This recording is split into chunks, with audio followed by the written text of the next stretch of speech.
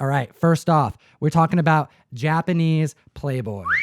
You know I love me some Playboy, right? I do. You talk about it all the time. Specifically, 10 issues of Playboy that came out in the 70s in Japan. Now, this is a fun one because this started a conversation that has expanded and has become part of the show. Do you remember? Foreign comics. Foreign comics. I do remember. Do you remember how that went down? I don't remember that well. Well, Why don't basically, you enlighten me. I'll bring you back. I'll bring you back, and shout out to all the new members who weren't here for when we experienced this the first time. But Bleeding Cool had done a article reporting on Matthew Roybal, who is a foreign comic enthusiast. This guy is filled a wealth of information, and he's part of the Foreign Comic Collector Magazine Facebook group, which is a great group for every member of this community to join. If you have any interest in foreign comics, I'm going to put the link in the description below because it's a community filled with people from around the world who all have a passion for this kind of stuff.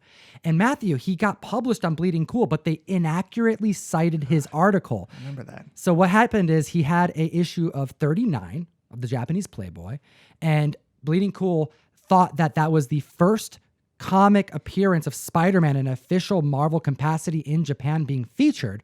But that wasn't the case. And we actually went onto the mic to talk about this because it started the questions. I'm like, first off, wait, Japanese Playboy, what? Marvel in comics in a Playboy, what? I got to know more information.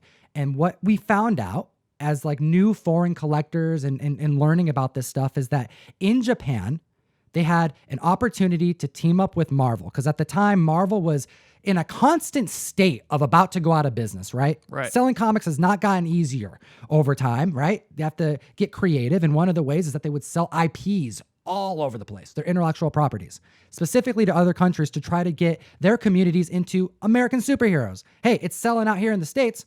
Maybe it'll sell over there. Not a bad idea. Right? Just put it into some Playboy and see how that goes. Well, that's the thing. You know, Marvel didn't care what their intellectual properties were going to be inserted in or where they were going to go. They just wanted to sell it. Hey, give it to your community. Now, in Japan, some interesting things about this particular country as it pertains to comic collecting. Paper over there is not the most easy to come by commodity, especially back then, because of weather, things like tsunamis, natural disasters. There was a lot of opportunities for things to go wrong if you had your money in print. They're an island. I imagine there's not that much room for like trees and stuff. Yeah. And, you know, they had their limitations, you know? So you have this opportunity for Marvel to introduce Spider-Man, their new biggest selling character, to other countries. In Japan, they were all about it. And in particular, the Japanese Playboy magazine thought, hey, we can actually utilize this and insert it to fill up our magazine if we find ourselves short of pages. Now, first thing I want to say is all of this stuff that we're talking about is completely hypothetical. The editors in Japan back then, probably not even alive anymore. This stuff isn't documented in history. Heck, these magazines, if you want to get them, it's going to be hard to find. But if you do, you're not going to find anything online about them. You're not going to find interiors of them. You got to get them in hand. You got to know somebody in Japan. You got to know the foreign collecting market out here in the States. So we did this video and we brought a lot of attention to the foreign comic book market. And shout out to Nico from Comic Book Wars, who I actually bought a bunch of those El Sorprendente Hombre Araña books from. He actually sent me a gift in addition to a lot of books, and he sent me this. Wow. This right here. So we're going to show it on screen, and I would actually like you to take a look at this, Ryan, because you kind of have an idea of what you're about to jump into, I'm sure. I have so much familiarity with American Playboy. Oh, goodness. Okay. So let Ryan experience what's inside of this book because we can't really show a lot of it on screen. But what I would like you to do is head to the Spider-Man section because we're going to chat about Spider-Man in this book here. Bob Marley's in here. Bob Marley is in there. There's a lot of fun stuff. All right. Okay. They had to sell it. They had to get this stuff out there, and this is how they chose to do it. Furniture?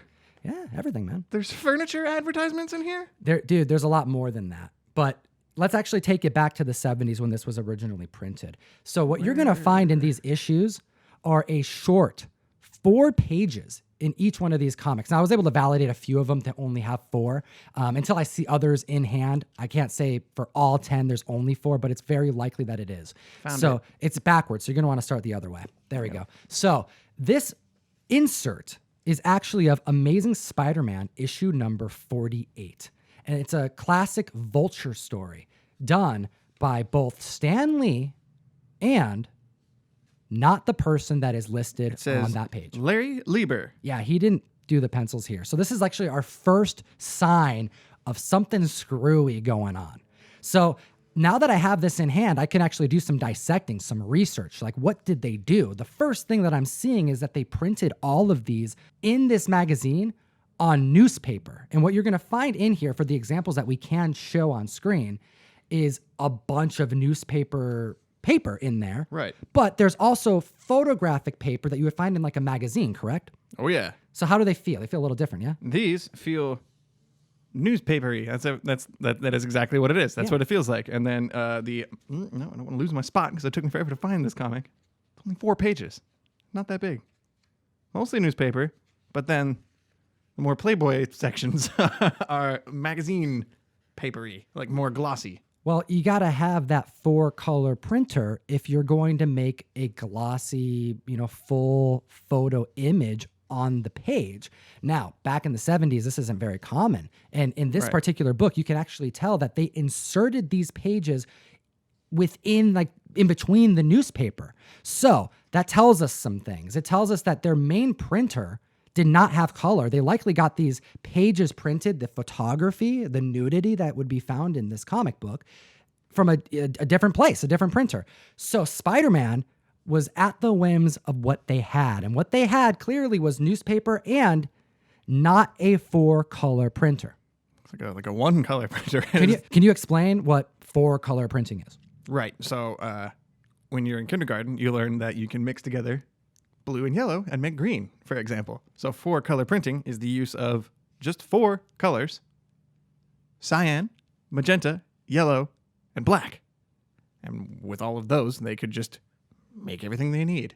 They would have wished to have a 4-color printer, but first off, back then, 4-color printers are expensive, right? And clearly their main articles that they were writing were not being printed on something that required a 4-color printer. So they did what many other publishing companies in other countries and within the States have done. And that is utilize what colors they had, whether it's only 2 colors or 3. And the main color that would be used to separate the blacks, the grays, and those tones, well, sometimes they would be just one particular cover. And you're going to see that in like manga. You're going to see that in like Arabic comics. You're going to see that in comics that were printed in Greek. And you'll notice with these pictures here that we're putting up on screen, the Spider-Man images, the panels, there is saturation of red all over the place. And that's because they used red as their main source of color for these books, because that's what they had to print. But it gets even more interesting because only 4 pages, right? I'm like, you can't have the whole comic in 4 pages. Like, what'd they do? Like, let's actually figure out what they did to sell Spider-Man in Japan. Well, the first thing they did is they cut parts of the story out. They straight up removed panels. They had to fit it within 4 pages, and they had to tell a cohesive story that someone could read and get a good understanding of.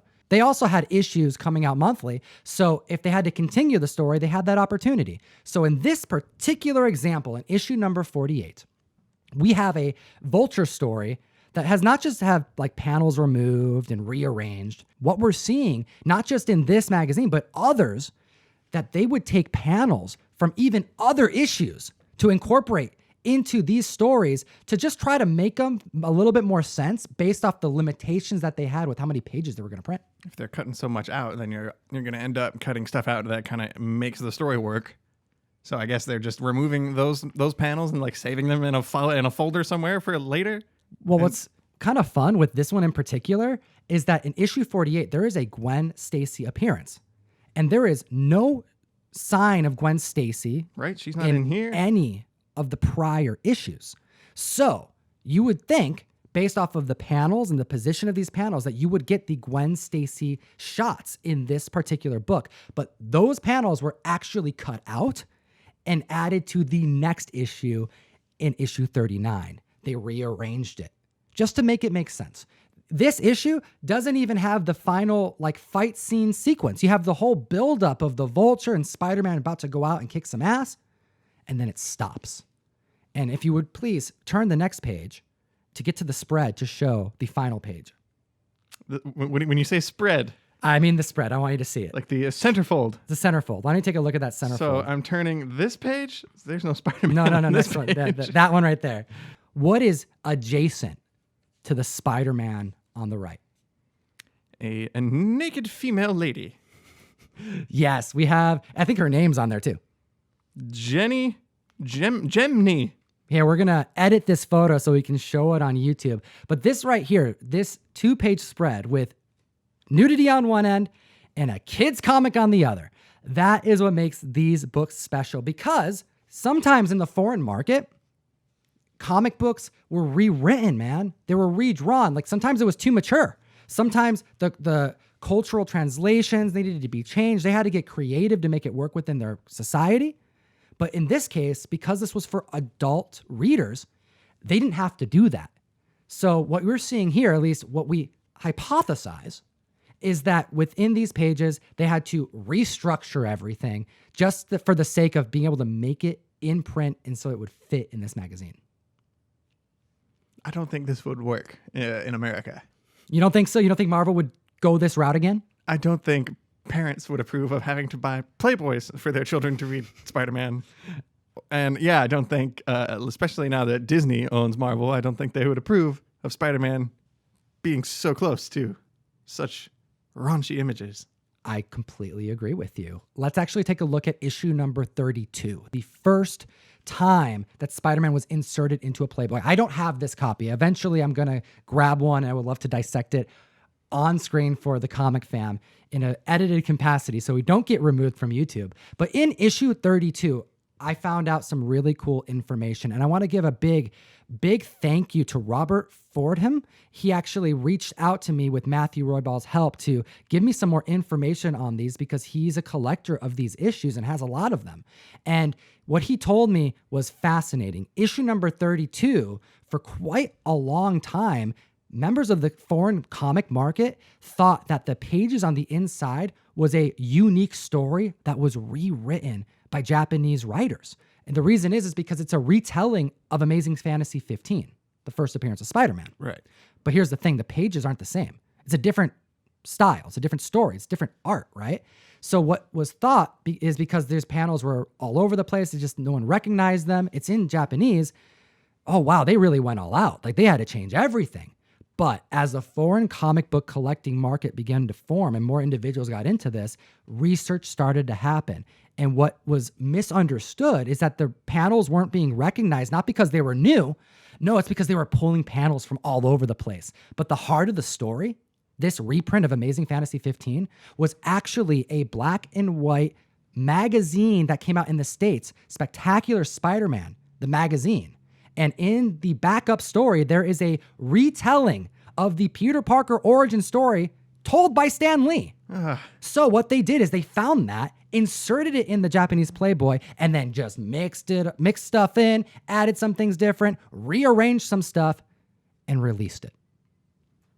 What a cool experiment that must be, too, to like try and recreate an existing Spider-Man story using only panels from like any other Spider-Man comic ever. Just like cut and paste and like create some kind of Frankenstein monster of a comic story. It's like, hey, we're referencing this particular villain. Let's go and find him from one of the other issues. It tells me that when these publishing companies were presented Marvel IPs in different comics, they must have had a plethora of opportunities and examples to source from.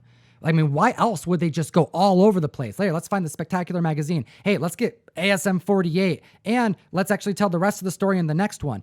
Like, they were just looking for things that they thought they would sell, but they only had 4 pages to do it. I'm getting stressed out just hearing it. Like, I can't imagine what that would be like to make. Imagine what it would be like to hunt for. Like, there's a lot of collectors that are looking for this stuff, and it adds so much to the hunt. And I think that right there is the heart of like the foreign comic market, is that it's like a combination of two things. This is a quote from Matthew Royball that I had to write down. He said it's a combination of archaeology and sociology, because you're having to uncover things from the past. You're having to dig. You're having to hunt and dig and source and research to find out what comics these even are. And this is just one example of one country that printed one IP from Marvel. There's so many others. We talk about them all the time. But that doesn't end there, because the hunt, it requires more than archaeological experience. It requires the sociology part, the community part. How do you team up and find these? How do you get these? You just go to your LCS and they have a Japanese Playboy from the 70s on the wall? No. You go into garage sales hoping that grandma didn't throw away the Playboy that her husband had from when he was younger that they happened to keep? Because that happens all the time. But no, you're not going to find this there. No, you got to know someone in Japan. You got to know the foreign collectors that are researching this stuff, and you got to be part of these groups. And that's the community aspect of it that, to me, has brought me so deep into this collecting, because we have peeps in this market that know this stuff so well, and it's because they've been at it for a decade plus. Comics, too, usually feels like a really lonely, kind of isolated hobby, too. So it's fun to find ways to throw yourself into various communities, as you say, and meet people and have conversations with new people and make friendships even. So it all kind of fits together. Comic fan, we gotta know, what do you think about this foreign comics section? Am I getting you more interested in the hunt? I gotta know. Let me know, and I'll bring more to the table, because I'd be collecting it